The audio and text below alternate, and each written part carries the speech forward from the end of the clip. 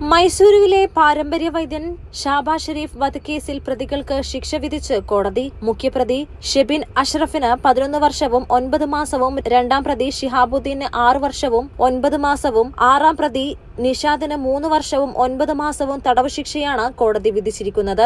3 പേരും കുറ്റക്കാരാണെന്ന് കഴിഞ്ഞ ദിവസം കോടതിയിൽ കണ്ടെത്തിയിരുന്നു. മനഃപൂർവ്വമല്ലാത്ത നരഹത്യ, ഗൂഢാലോചന, തെളിവ് നശിപ്പിക്കൽ എന്നീ കുറ്റങ്ങൾ പ്രതികൾക്കെതിരെ തെളിഞ്ഞിട്ടുണ്ട്. കേസിൽ പ്രതി ചേർത്തിരുന്ന 12 പേരെ കോടതി വെറുതെ വിട്ടു. ഏറെ വിവാദം സൃഷ്ടിച്ച കൊലപാതക കേസിൽ 1 വർഷത്തോളമാണ് വിചാരണ നീണ്ടുനിന്നത്.